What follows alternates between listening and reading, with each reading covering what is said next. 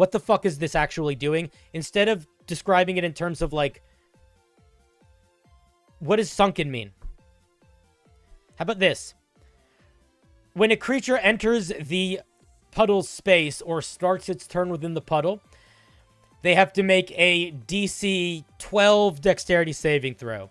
On a failure, they fall into the puddle and become submerged. While submerged, they cannot breathe. They have total cover. Ba ba ba ba ba ba ba ba. Something like that. But you need that. This doesn't mean anything the way it's written right now. Concentrated strike. Again, do all of your math is wrong. Fix it. It says damage. In addition, the target is pushed 10 feet in a direction of the puddle's choice. Why? What is the point? It seems like the main thing this puddle would want to do is to absorb creatures into it. So why is it getting a feature to push creatures away? That doesn't make sense to me. Also, the reach should be 5 feet. Also, things can have a movement speed of 1 feet because in D&D, movement is done in increments of 5 feet. So if you have less than 5 feet of movement, your movement is always 0.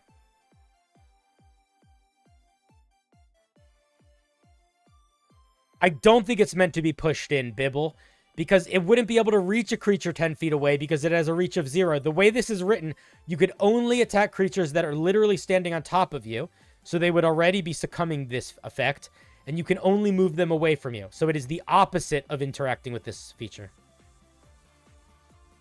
There is no deeper inside itself. There's no direction there. So that doesn't mean anything. It literally means nothing.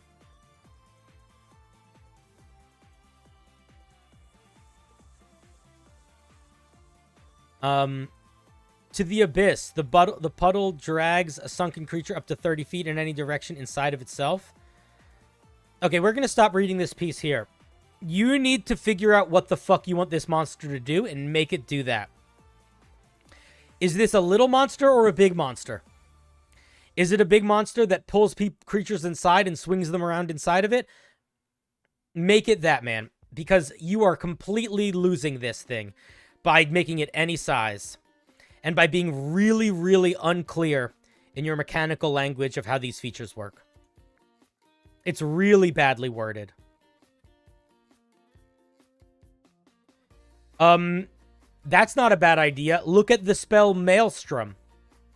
Yeah, the spell Maelstrom might be the language you need here to try to figure out how to write this mechanically in a way that it makes any amount of sense. How do I spell Maelstrom? Maelstrom.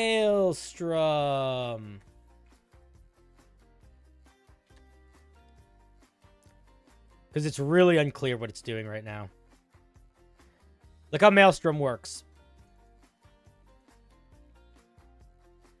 Creatures that start their turn have to make a saving throw or be pulled towards the center. You don't need to copy the damage, but look at that simple fucking language. Holy shit, is that simple. So copy that language. Honestly, you can simplify like 80% of this by copying that language. I think it's a really cool idea for a monster. I think that it is massively going to be to your benefit to figure out how to take the time to make sure that it is written in a way that is mechanically sound. If you want anybody to use it other than you.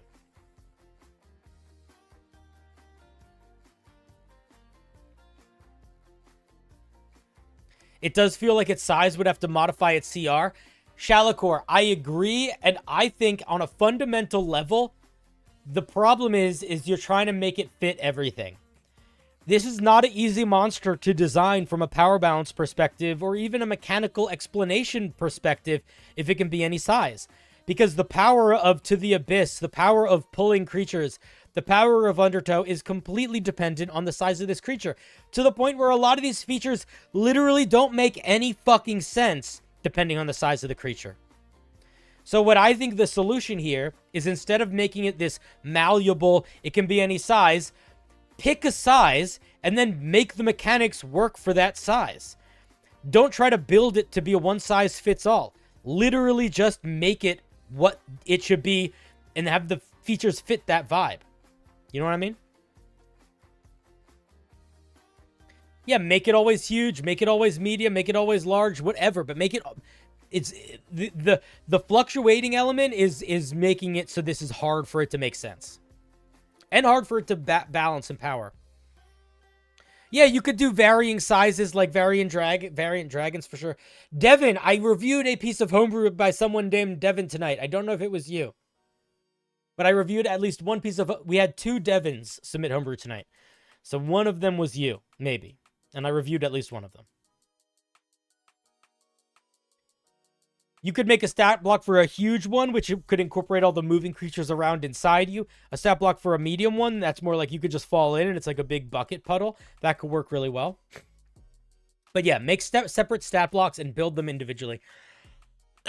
Other than that, I think that I think it's a fun idea for a monster. The vibe is really, really strong, but you are not doing a good job of expressing it from a perspective of mechanics or power, which is reasonable and fine for a beginning creator. Like, none of that is anything you should feel bad about. It's now time to be like, okay, what is actually this supposed to feel like? Find features that do things similar, like the Maelstrom spell or other creatures that gain the ability to move creatures against their will. The water elemental gets like a whirlwind feature where they can like expand and knock creatures around. Like, look to other things that kind of fill the same niche as this. And also, if you want to do something like creatures can fall into it, that is essentially the swallowing mechanic. It's not exactly the swallowing mechanic, but it's enough of a mechanic that you need to express it. Like, maybe look at the spell Watery Sphere. Watery Sphere is a spell where creatures get sucked up into a big wall of water and they're stuck in it. So maybe use like that language for here, but you're missing a lot of language that you need. You can submit an unfinished piece if you want to, but you get what you get when I give you feedback. And I'm not going to I'm going to review it, and if I review it in its unfinished form, I'm never going to review it again. I only review pieces once. So if you want to submit it to the wheel unfinished, you can. But my feedback might be more helpful if you review it when it's more finished. I think it's a really fun feature, though. Yeah, I would say, look, or like the engulf feature of the gelatinous cube would be another really good one to look at. Interesting monster. I like the idea. I think you got to fix the wording a little bit, but solid idea. All right, thank you, Pendamagadagadagadaga, Pandas, whatever your last name is. Thank you for submitting some homebrew. My next homebrew review stream after tonight is going to be Wednesday. Yeah, unfinished pieces kind of get unfinished reviews is a good way to think about it, yeah. Tradosio says he thinks it would be better fitting as a trap than a monster. I think it could go either way.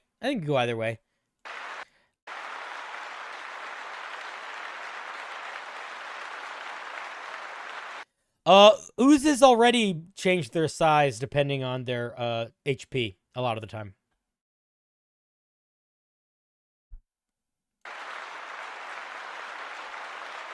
Thank you for sharing.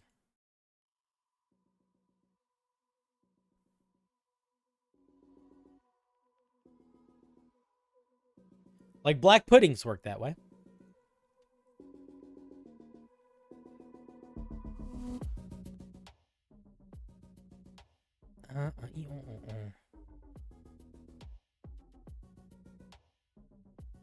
Excuse me.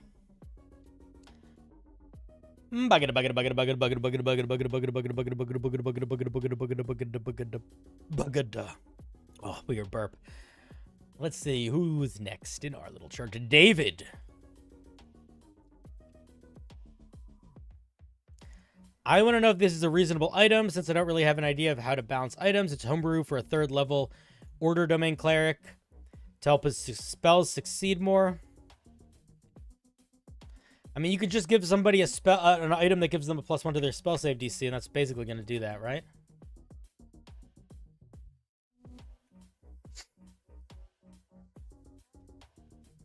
A ring of distraction. The ring holds a wondrous glowing gem that can be used to distract others. The ring has 1 charge and regains it at dawn. While wearing the ring, when a creature that you can see and can see you within 60 feet of you makes a wisdom saving throw, you can use your reaction to expend the ring's charge, rolling a d6 and subtracting the number from the roll. You can choose to do this after the roll, but not before the result. As the charge is expended, magical crystalline erupts in the gem. For 1 minute, shedding bright light. Yeah, this is fine, man. This is totally fine. This is also just a feature that I've seen, and this is like, this literally is word for word a feature of the who's it? The fucking Stars Druid. Literally Stars Druid. That's their 6th level feature. Cosmic Omen. When you see a creature make an ability check, saving throw, and attack roll, roll a d6 and subtract the number from the total. Easy peasy lemon squeezy. I think it's fine. I think you have too many words. I don't think you need that many words. I think the range of 60 feet is probably too far. I'd probably make it 30 feet. I also think it doesn't need to just be wisdom saving throws. I think you could make it whenever a creature makes a saving throw against a cleric spell. Or just a saving throw, right? Those are my thoughts. I also think maybe you don't get to see what the creature rolled.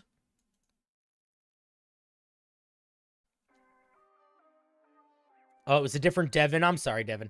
Rex, stream is going pretty well, buddy. Stream's going pretty well. How are you doing tonight? Oh, yeah. For a magic item, I think it's fine. I think it's cool. I like the little gimmick that it glows for a minute afterwards. It kind of makes it weaker because, like, this means that, like, you're going to sort of... People are going to be like, oh, that guy.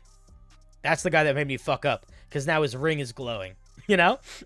And he's not going to be good at hiding, which is fine. I don't think that's bad. But yeah, I like it. I think it's cool. I think it's solid. I don't really have more thoughts other than I think you can look to the woe element of the Cosmic Omen for the Druid of Stars to help get your language a little bit tightened up. But those be all my thoughts. Those be all my thoughts. Paladin's Archive. What are you doing here? What are you doing here joining my stream? Welcome, buddy. We are reviewing Homebrew.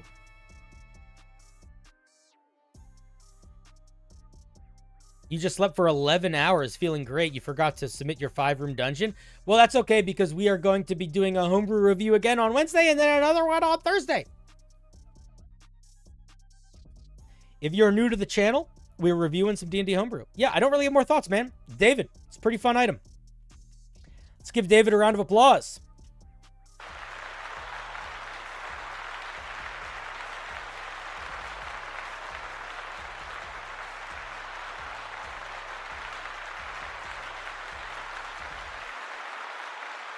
It glows when orcs are near, especially when you want to hide from orcs.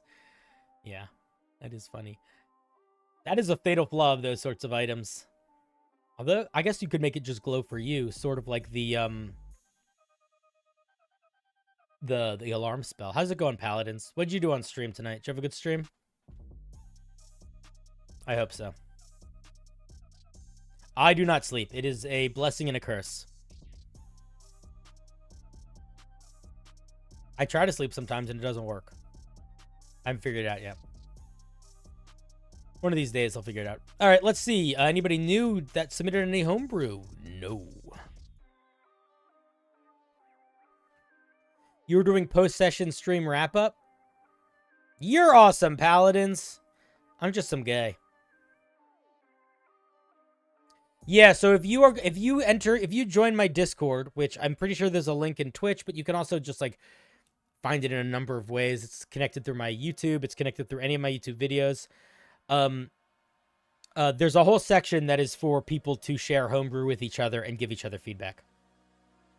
Can we do Q&A? Yeah, man, we've been doing Q&A. We've been doing Q&A anyway. If people are literally, I don't know if you noticed this, every single time I've spotted someone ask a D&D general question in the chat, I have paused to answer it.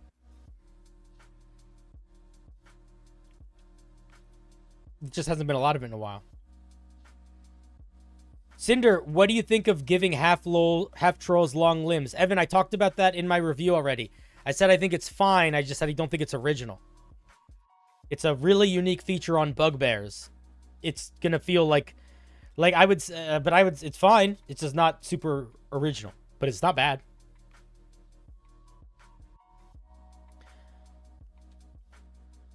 Cinder teacher confirmed. I'll teach you. Teach you how to love again. Isn't that a creepy thing to say? Come here. Teach you how to love again. I gotta get some of my super zooms in. Aren't bugbears half trolls already? Kinda. What if it's in depth, like building a 3-part adventure? Then I probably wouldn't. Then if you were to ask me that question in a call-in show, I would tell you to. I would probably still not answer it super directly. So I'm not sure exactly. What do you mean? I guess Meridiar, if you don't have a specific question and you're just like, how do I build a 3-part adventure? I would say that is too broad a question. Other than for me to say, you should think about it sort of like, you know, the acts of a story, or the acts of a play.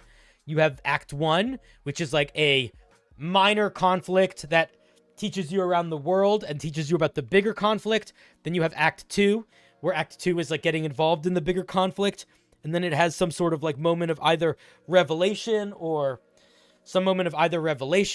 like failure or upheaval. And then Act 3, which is smash the big bad guy. That's what I would say for building a 3-part adventure. And those acts can be anything from single sessions to single parts of a session to whole years of a campaign. If that doesn't answer your question, ask another question more specifically. And if that does answer your question, cool. I remember you mentioned earlier that you were ambivalent on trying to revise already existing player species in D&D. Yes, but what about different interpretations not meant to solve a problem? Then I'm hyper vigilant towards power balance and towards if it feels like it sells a different fiction. If your goal is to make it sell a different fiction and I don't think it sells that fiction, then that's what I end up talking about. You need to relearn grade 10 English class? No, you don't, man. You're just a human being doing shit. Don't worry about it. Guys, you're all so flawed is the thing.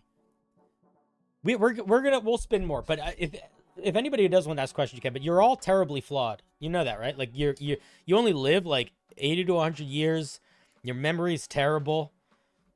You don't even have claws anymore. Like you're nothing. So it's okay to feel like you need to relearn things, you know? Half of what humanity is doing is failing at relearning things and desperately trying to. So you're in big company. I don't know if I'd call it good company, but it's big company.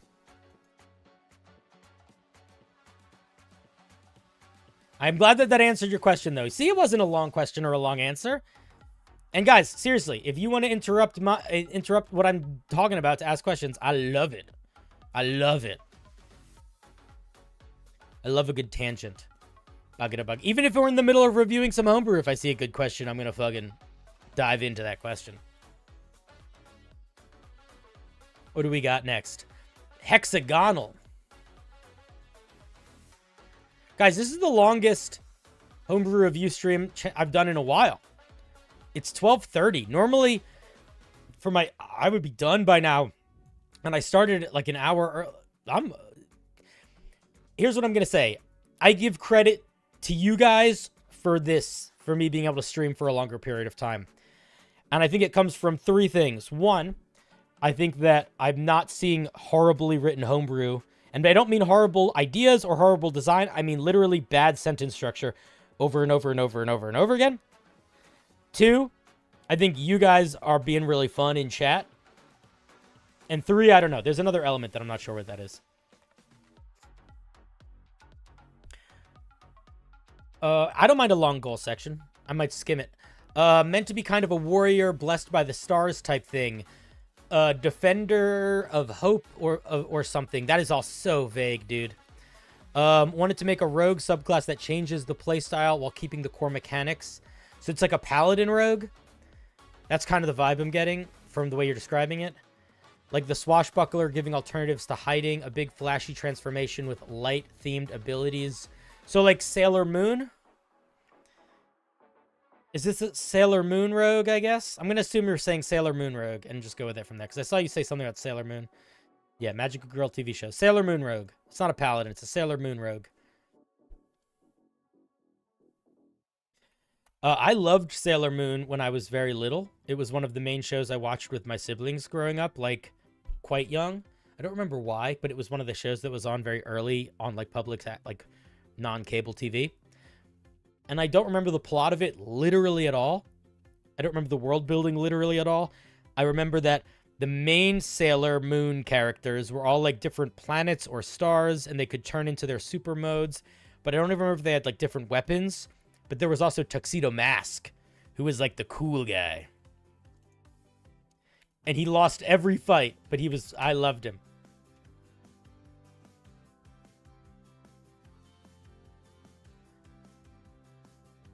Sailor Moon Barbarian would work well. You know nothing about Sailor Moon other than the first episode? Well, you know about as much as me. Tuxedo Mask is great and dumb. I think I knew that he was great and dumb even when I was little, but I still liked him.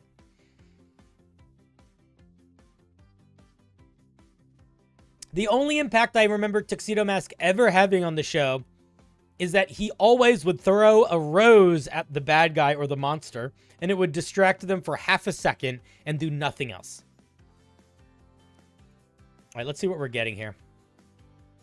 Starlight Envoys are idealist warriors, hopeful vigilantes, and people who've pledged fealty to creatures of higher power. I think you need to pick your poison a little bit here. This is very open-ended. They learn to draw their inner strength from their pact. So is it a warlock or is it like a paladin? Like, what are we doing here, man? You're using language that is very warlocky. Don't use this language if you're not trying to make this a warlocky thing. Like, don't use pact unless you're literally trying to emulate pact magic. And then you mentioned shit about paladins. Yeah, I think you need to pick your poison here. This flavor text is too vague. Vague! Where's our power come from, dude? Okay, let's take a look at the features. Don't apologize, you're fine. You're not doing anything wrong. But it sort of feels like you're bopping back and forth between, this is a warlock, this is a paladin, this is a warlock, this is a paladin. By using things like your power coming from your determination and ideals back to back with you getting power from a pact. Everything reads a lot better in your head. That's the whole point of not reading it just in your head. So, first of all, read it out loud to yourself. That's a great thing. But more importantly, think about the goals of your sentences. Like, do you not see that how by talking about it, like you get your magic from a pact is confusing when literally the next sentence is you get your magic from your ideals? You know what I mean? And you mentioned patrons again here. This isn't a fucking warlock. If it's not a warlock, stop talking about things in warlock language. That's just confusing. All right, let's see what we get at 3rd level. Do we get 3 features at 3rd level? Oh, that's too many. All right, let's see what we get. Grace and Guile. That's a good name. Beginning at 3rd level while you're wearing no armor. Ooh, you're not from the United States. And not wielding a shield. Your ace equals 10 plus your dex modifier plus your charisma modifier. As your strength of will allows you to push past weaker strikes. In addition, you gain proficiency in performance and acrobatics. If you already have proficiency, then you can add twice your proficiency bonus. This is doing a lot if it's giving us double expertise. I wouldn't give us double expertise here. That's too much. That's like half of what some rogues get at 3rd level is double expertise. And you're getting double expertise on top of 1, 2, 3 other things. So like the Scout Rogue, for example, which by the way is a very good rogue. Literally half of what it gets at 3rd level is expertise in nature and survive. That's literally half of what it gets. The other half of what it gets is the ability to do opportunity attack, to able to move around good with reactions. That's literally all they get. So think about that as you move forward with your piece, and keep that in mind as I tell you to cut 80% of this out. Cinder, do you get annoyed from people asking about their homebrew after it was reviewed? I don't really have much more to say after it was reviewed, and I would say you are much better spent sharing that homebrew in the Discord and getting feedback there, because A, realistically, I don't remember word for word what I said, or word for word the way your thing was written, and B, a lot of the time the way you change something is completely dependent on a lot of factors that are not going to be easily expressed in a chat message. So you can be like, what if I do this? But I'm not going to respond to it a lot of the time because I'm just not going to be super helpful. Also, I do not like the ability to use... I don't like this weird alternative armor. It feels weird. Like, I just don't think it makes sense. I disagree with it. I don't know. I don't like it. I don't think it's good. I don't think it's powerful good. Or, yeah, I don't know. It's just weird, man. I just don't think it fits. I just don't think it fits. I think you got to think of another way to express this. But also, good news, you have way too many features at 3rd level. So you can just drop probably both of these. Or just give you, you know, proficiency in one of these two and completely drop this first one. And this thing will probably still be overpowered at 3rd level. So that's the good news. Let's see what Celestial Charm does. At 3rd level, you're gifted with a special charm by your patron. Every single time you mention patron, I want to reach through the camera and I want to grab you by the throat and I want to throttle you against the wall because this isn't a fucking warlock. So stop. Why are you writing it like a warlock? And I acknowledge that you made that mistake once and you just repeated it 100 times. So I'm going to try not to get actively frustrated, but holy shit, does it build the frustration every time I see it. And I acknowledge that that's not fair. If I don't vocalize my thought process and my emotional journey, I can't have it. Unarmored defense is a good feature in general. I don't think it makes sense on a rogue. I don't think that version of it makes sense on this rogue. And I don't think it makes sense on a rogue that is getting a bunch of different features.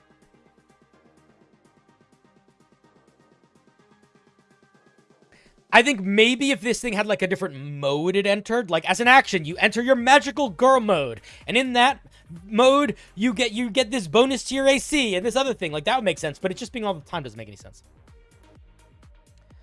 Cinder, what do you think of doing a stream redesigning shitty official subclasses? That sounds like the most boring shit in my whole fucking life. First of all, there's a lot of disagreements around what our features, what is good and what is bad. Second of all, I am so utterly bored by half of the core classes that making them work, core subclasses, that making them work well genuinely doesn't sound fun for me. I have zero interest in making a fighter where their flavor text is that they support their allies and get some basic tactician moves. Like, I would literally rather eat sand than do that. If that's the other main feature, Hexagon, then yeah, drop this whole fucking thing. Okay, so you get a special charm. This charm allows you to channel your inner strength and outer strength. This is a waste of a sentence.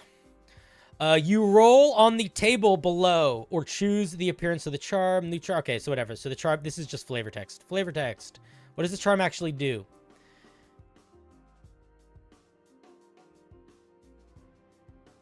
So the charm doesn't do anything. Suffice to say, you need to have it on you to access transformation. Okay. It feels a little bit weird, but all right. Seems like a lot of extra step. It's taking up a lot of real estate on the page that is kind of unnecessary. Starting at 3rd level, you get an ability to manifest your determination into physical form, changing yourself in the world around you. It's a bonus action while wearing or carrying your celestial charm. You transform for 1 minute. The transformation ends early if you're knocked unconscious, or if you choose to do a bonus action, you get the following things. How long do you make? And it lasts a minute. How many times can you do it? Proficiency bonus times per long rest. Okay. So let's think about this from power perspective. There are some other rogues that can do things proficiency bonus times per long rest. The Phantom Rogue.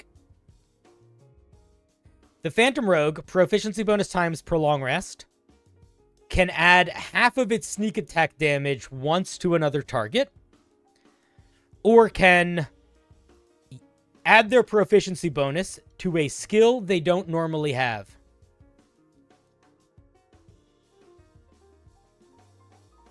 Actually, it's just this, and it's per long rest. Oh, that's per... Yours is per short rest?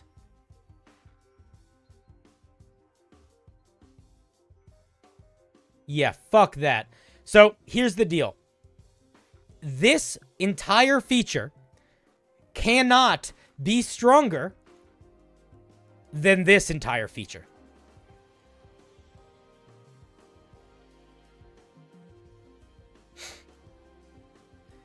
This entire feature is you deal half your sneak attack damage to a creature within 30 feet of you. So let's just keep that in mind when we're looking at what this thing does. You can use your action on each of your turns to keep your transformation active. Why? Wait, what is that? Why? It says it only ends when you end it. Why do you need to do that? I don't understand what this phrase... This seems like a... Confused about this wording. Oh, it's just saying you can do this as a bonus action. You can make your weapon have what does it do? Oh my god, this thing's so long. It's taking so fucking long to find out what it does. What does it do? I don't care about any of this shit.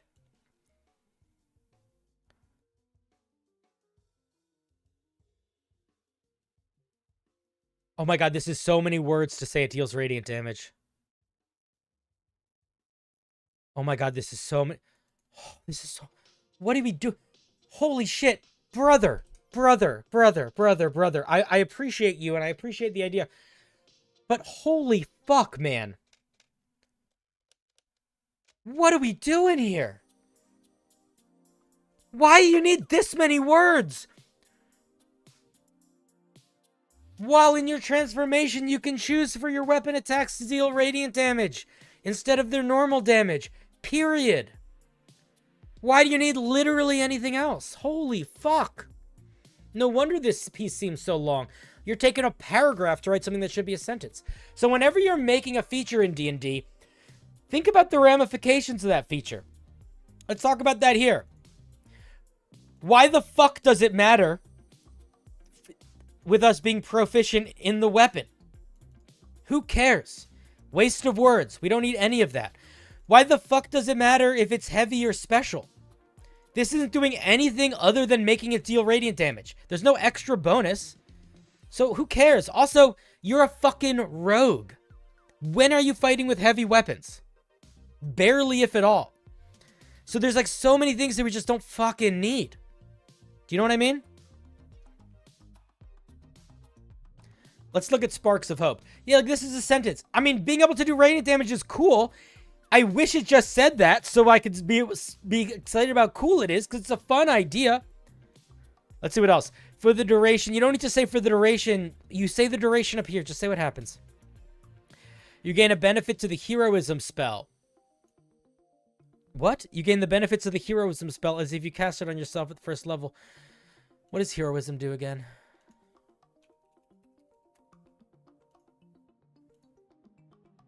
I hate having to look shit up. You're immune to being frightened, and you gain temporary hit points equal to your spellcasting modifier. My brother in Christ. Just fucking write that out. It's also too powerful. You're getting temporary hit points each round and immune to frightening.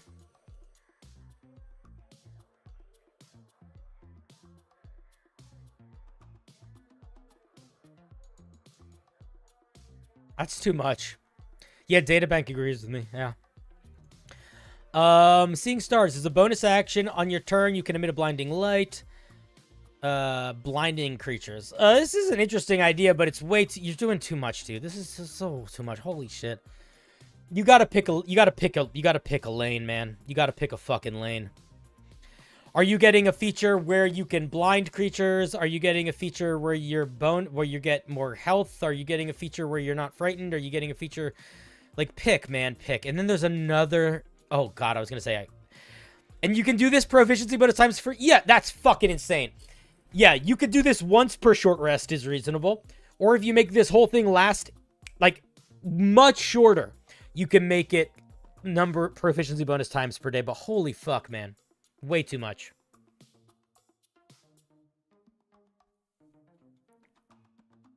The description of the spell is shorter than the feature. Yeah, that's not great. It's a little bit of too many words.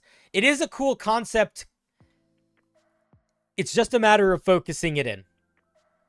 And taking the things that are cool about them and making them fit throughout the subclass in ways that are balanced. Ain't nothing not cool about this subclass so far. Nothing has been boring.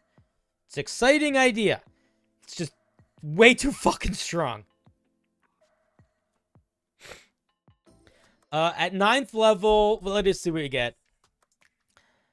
As a bonus action during your transformation. Also, this is not good. You don't want every feature to be limited, tied to the same feature. Because, let me ask you this. At 9th level, this is a new subclass feature. We don't get any subclass features between level 3 and level 9. That's 6 levels of not having a sub... Stop fucking... If you apologize one more time, I'm going to stop reading this fucking piece of homebrew. Stop it. Don't apologize, man. This is what you sent in. Own it and move on. Learn from it. Do you want to get better at writing? Do you want to get better at writing this? Then accept that it's in a shitty space and you are doing everything you can to become a better writer. Don't feel like I'm attacking you. Don't feel like you're doing anything wrong. I'm just expressing the balance of it. So chill the fuck out. You're fine. If you say I'm sorry again, I'm going to stop reading it.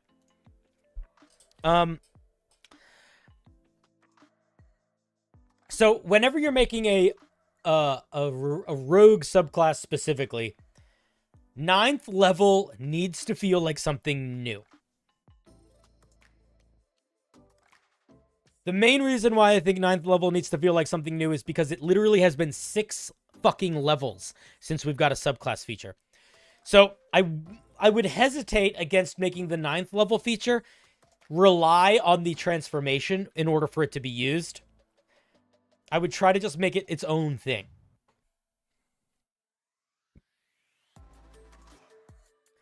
Yeah, man. Max, exactly. We've all written shitty things. It doesn't matter. The point is not that you are writing shitty things. The point is that you have an idea that you want to get better at. We don't apologize for bad writing. I'll tell you what. If you use the word may too much, I'll make you apologize. What does this actually do? Okay, so while the light remains, you can extend the light to shine to your allies. This is so much before we even know what it does. Like, we've talked about order of operation like a couple times on stream, but we will again. Bonus action. We say, where's the thing sit in the action economy? Bonus action.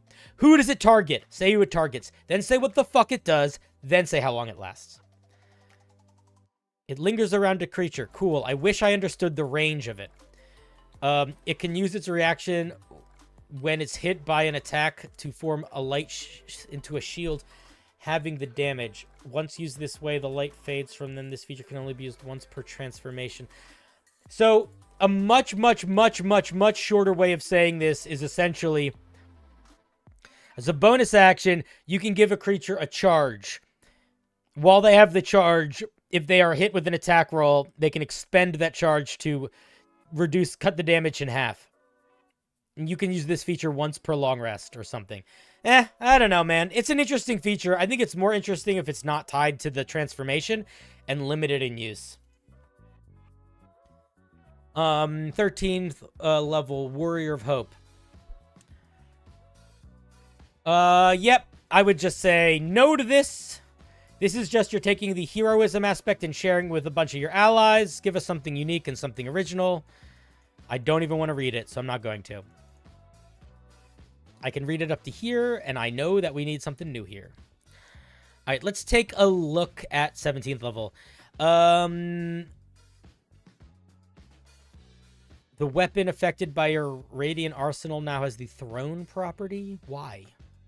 Where have we built this up to be a Throne? It's very out of left field. So, 17th level features for rogues almost entirely make you the rogue deal extra damage.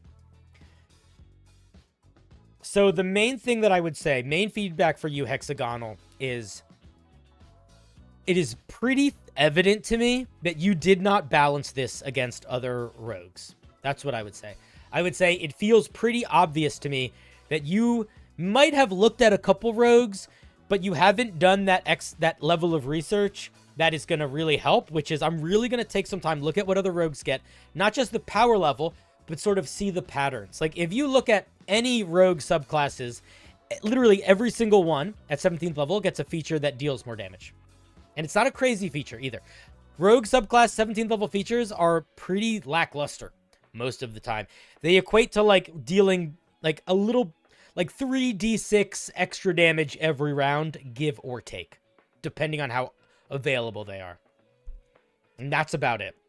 They don't have to be that exactly, but that's the vibe. Like, that literally is the Inquisitive Rogue's 17th level feature, is that when you do sneak attack, you get to do 3d6 extra damage. The Phantom Rogue's 17th level feature is that when you do the thing where you deal extra damage to other people that you have limited use per day, it deals more extra damage, but it's limited.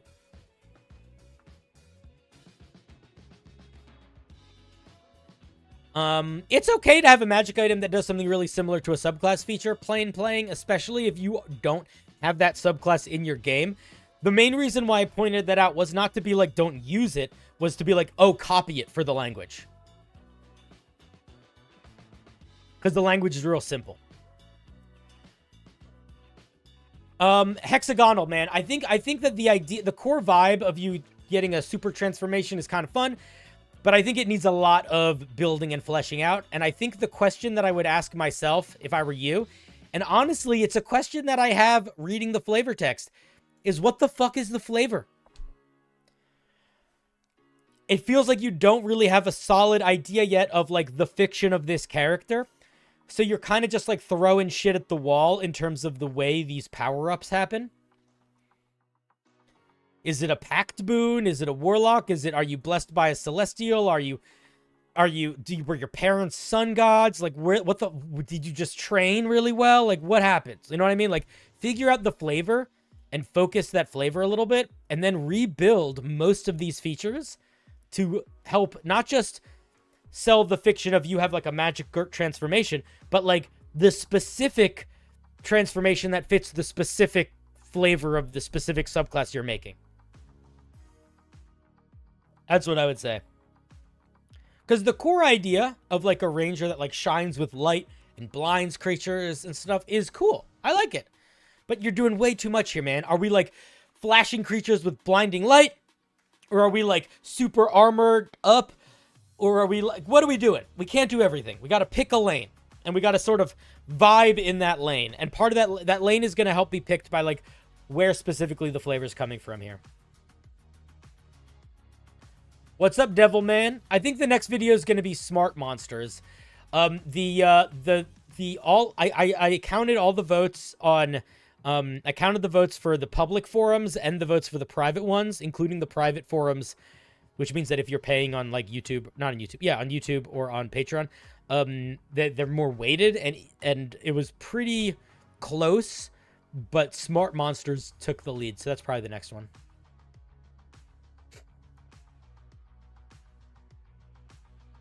I mean, listen, man, anything's usable right now, but this would be redonkulously overpowered and kind of annoying to keep track of some of the features. Trixie ones, it will be one at some point, Devilman. I really want to do Trixie ones too. And I think also, I'm not going to necessarily make it a vote every time. Like, I wanted it to be a vote for the next one because I think that's fun. But some of them, I'm just going to pick. I am not including the Elder Brain on the list. I would argue I am not including any of the monsters with the highest intelligence score on the list because it's boring and stupid to just be like, here's all the monsters with the highest intelligence score. Because it's not any, like, it's reductive and stupid. So I'm basically picking monsters that are intelligent, not just in the way their stat block works, but also sort of like the goal of the way that they feel to play with and the way you should incorporate them in their game. So like I started my smart monsters video by literally collecting a list of all the monsters with the highest intelligence because I thought that was what I was going to do, and I was like, this is boring, this would be a stupid video, it'd be fucking lame. So I started over. So I will say the monsters sort of in the same way where with my big monsters video, one of the monsters I talked about was the Balhanoth, which is not a big monster, but it has a big area of effect influence. I'm sort of that vibe. No, PCs do not count as monsters. Although NPCs can, for sure. All right, thank you, Hexagonal. Yeah, I was thinking about doing the other thing that I don't want to do because it just feels too fucking obvious is here's how you do a villain that's just a guy but smart. But a lot of people have been like, you could do that one, so maybe they like that. I don't know. Just feels very like been there, done that. Doesn't feel particularly interesting to explore. But maybe if I can find a cool way to explore it, I will. Thank you, Hexagonal.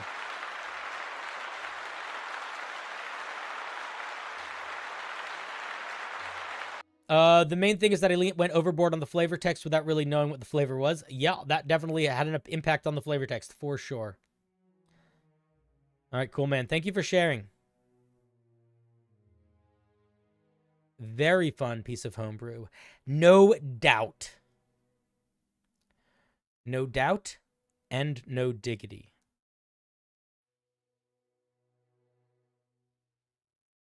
Okie dokie. Alrighty. Friends. 1 second.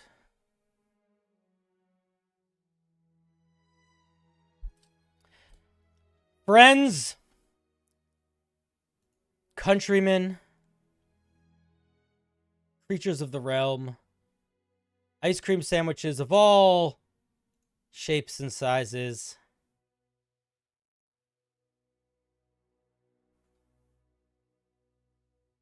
What a show.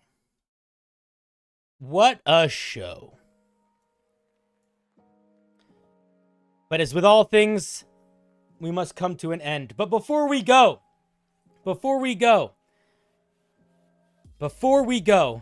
there's one more thing we need to do.